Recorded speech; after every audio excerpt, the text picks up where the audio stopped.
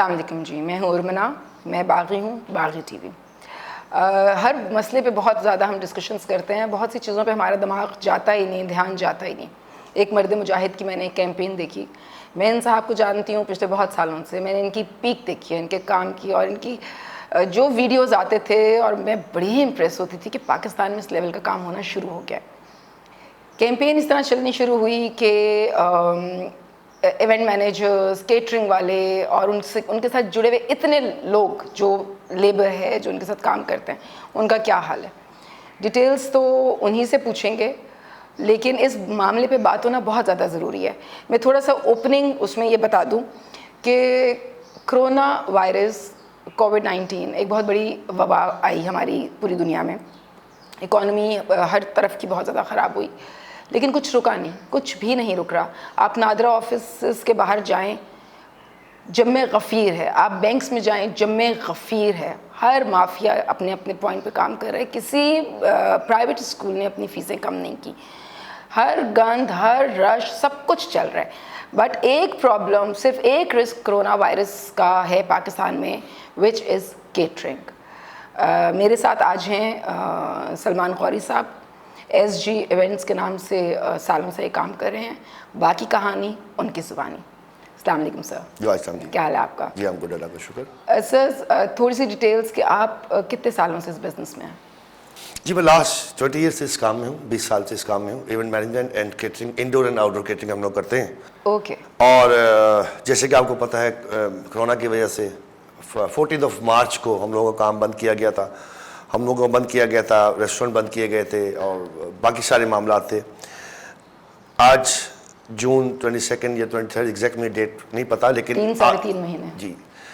तो आज सारे काम खुल गए, स्कूल्स बंद हैं, केटरिंग बंद है एंड रेस्टोरेंट्स बंद हैं।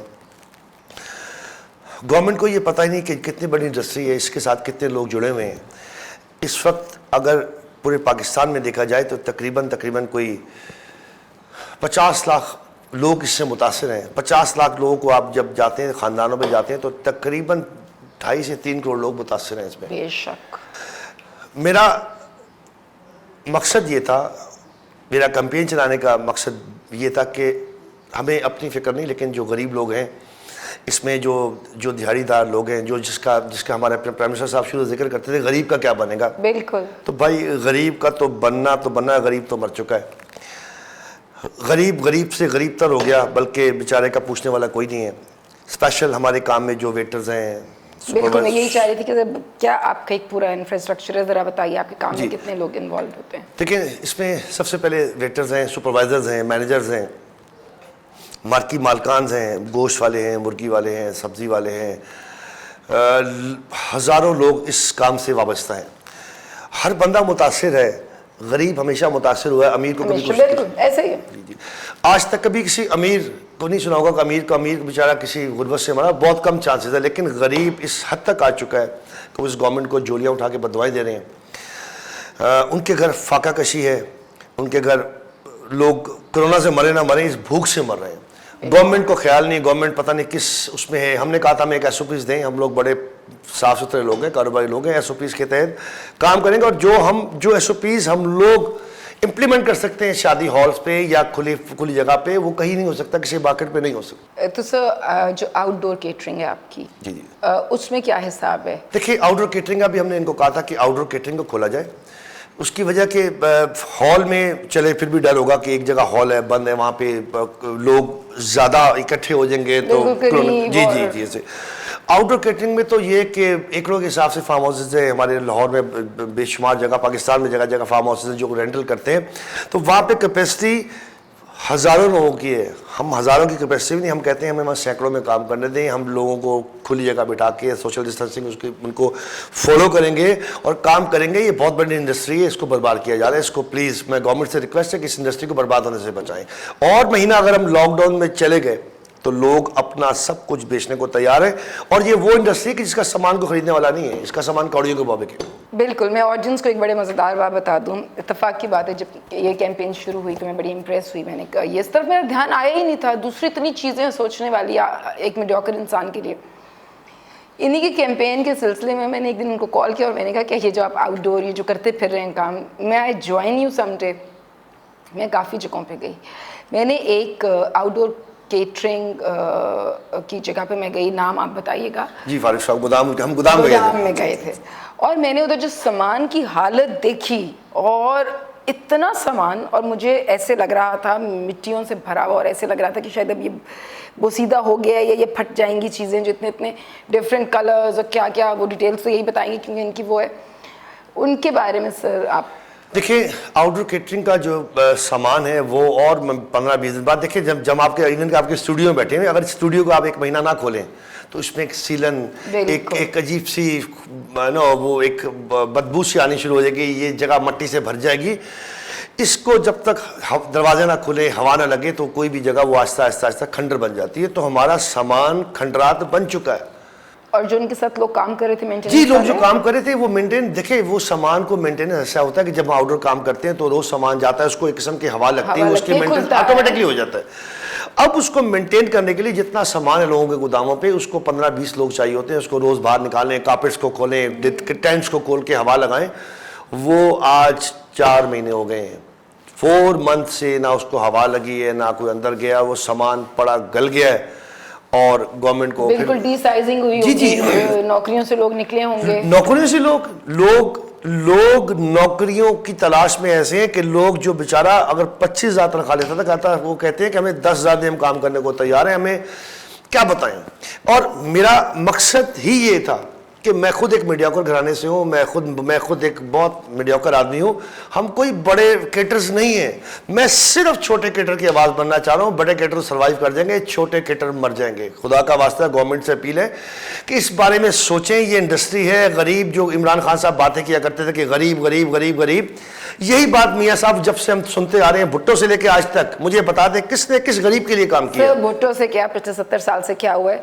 सर मुझे ये बताइएगा कि मैंने आपकी कई मीटिंग्स देखी हैं, मैं कई वीडियोस देखती हूँ, चैम्बर ऑफ कॉमर्स के साथ भी शायद आपका कोई लिंक हुआ था, और इस तरह क्या डेवलपमेंट है इस वक्त तक, अब तक क्या डेवलपमेंट? देखिए, चैम्बर के प्रेसिडेंट से हमारे इरफान इकबाल साहब से 2 मीटिंग हुई थी। एक मीटिंग में मैं गया था, दूसरी मीटिंग हमारी कल हुई है, लाहौर में दोबारा हुई, और चैम्बर का पूरा उनका उनका ग्रुप था, चैम्बर्स का सारी ओहदेदारान थे, और हमारी ओहदेदारान से मीटिंग हुई। उन्होंने ये कहा कि हम सीएम साहब के पास जा रहे हैं और आपका केस जो है ये फाइल लेके जाएंगे, हम कोशिश करेंगे आपका काम खुलवा दिया जाए। और ये पिछली मीटिंग में उन्होंने ये कहा था, कल दोबारा एक और उन्होंने हमें लारा दिया है कि हम फिर जाएंगे।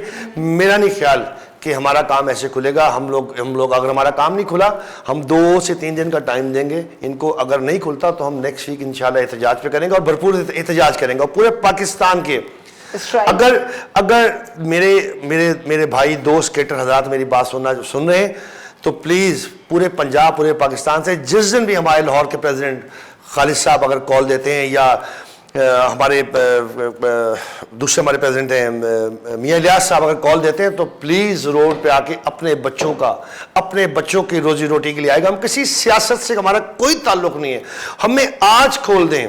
मैं शायद अगर आप मुझे 15-20 कॉल करेंगे तब भी मैं शो में नहीं आके बैठूंगा। हम लोग मसरूफ होते हैं, हमें अपने बच्चों की रोजी रोटी चाहिए, हमें टीवी शोज नहीं चाहिए, हमें अपनी सियासत नहीं चाहिए। हमें कारोबार खोलें, हम अपना कारोबार करेंगे, हम अब लोग गवर्नमेंट को टैक्स देंगे और चुपचाप काम करेंगे। लेकिन ये आपको बता दें कि जिस दिन हम रोड पे आ गए, हम तब उठेंगे जब हमारे बच्चों को रोजी रोटी खोले, और हम नहीं उठेंगे। आपको नहीं अंदाजा कि गरीब मर गया है, गरीब को क्रैश हो गया। Being a father, अगर मैं पर्सनल देखिए, स्कूल्स का कल कहा है कि स्कूल्स खोलने जा रहे हैं, एसओपी के तहत वो खोल सकते हैं। स्कूल्स की माफिया बहुत बड़ी माफिया है। स्कूल्स की माफिया जो कर रही है हम वो कर नहीं सकते। फीसें वैसी ली जा रही हैं 3 महीने से। कौन कहता है स्कूल सर्वाइव नहीं करेगा? स्कूल 1 साल बंद रहे, स्कूल सर्वाइव करेंगे, वो उनको फीसें मिल रही करेंगे। ऑनलाइन क्लासेस इतने ऑनलाइन क्लासेस चल रही है, 20% डिस्काउंट। क्या डिस्काउंट किया? 20% डिस्काउंट से क्या होता है? 80% लोग फीसेस दे रहे हैं। क्या मुझे बताएं, क्या ऑनलाइन वो बच्चे पढ़ सकते? नहीं पढ़ सकते। जो आप लाइव बच्चों को पढ़ा सकते हैं वो बच्चे नहीं पढ़ सकते। स्कूल खुल गए। आप ये बताएं कि जब से लॉकडाउन हुआ है आज तक कोई बता दे केटरिंग कंपनी ने काम किया, और किसी गरीब ने काम किया, 15-20-25 लोग घरों में काम चला, उस काम से हम सर्वाइव नहीं करते। हम लोग वो नहीं, हम वो चोरी नहीं कर सकते कि हम शटर खोल के सामान बेचे।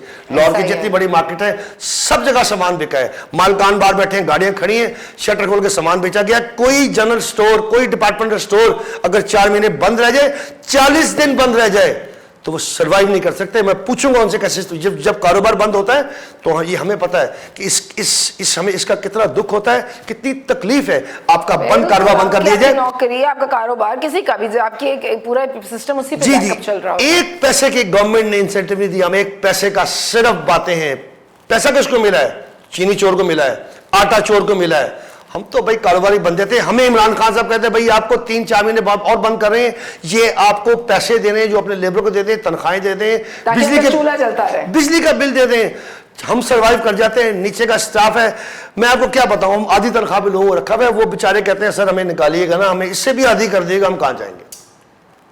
मतलब आपको लगता है डेवलपमेंट में सिर्फ लॉलीपॉप है? जी कुछ भी नहीं, कुछ भी नहीं। गवर्नमेंट देखिए हमें उसका कुछ कोई बेनिफिट दे दें, हमारे किराए शराए हमारे खर्चे दे दें, हमें 2 साल बंद रखे, कोई बात नहीं, हमें भी ना दें। निचला स्टाफ सिर्फ हर केटरिंग कंपनी को बोले कि भाई आप ये बताएं आपने कितने लोग निकाले, जितने लोग निकाले लिस्ट बना लें, वो लाखों में बनेगी। लाखों का जो है ना वो गवर्नमेंट जिम्मेदारी ले ले, कोई बात नहीं, हम मरते मर जाए, हम चुप कर जाएंगे, चुप कर जाएंगे।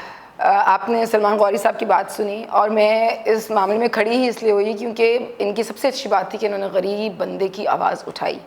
यहाँ पे कोई किसी पैसे वाले को फ़र्क नहीं पड़ा, लोगों की रेंज रोवर्स सड़कों पे उसी तरह चल रही हैं, फ्यूल उसी तरह चल रहा है। खान साहब आपसे रिक्वेस्ट है, कोरोना इस पाकिस्तानी अवाम को नहीं मार सकता। हम बहुत रिजिलियंट कौम हैं, हमने बहुत कुछ बर्दाश्त किया और हम बर्दाश्त ही कर रहे हैं। हम भूख से मर जाएंगे, हमारे बच्चे बग़ैर पढ़ाइयों के रह जाएंगे, हमारे बेसिक ज़रूरतें खाना पीना घर का नहीं चल रहा। मैं भी एक माँ हूँ, मैं अपने घर की कहानी, गौरी साहब ने अपने घर की कहानी और इस गरीब आवाम की कहानी बता दी है।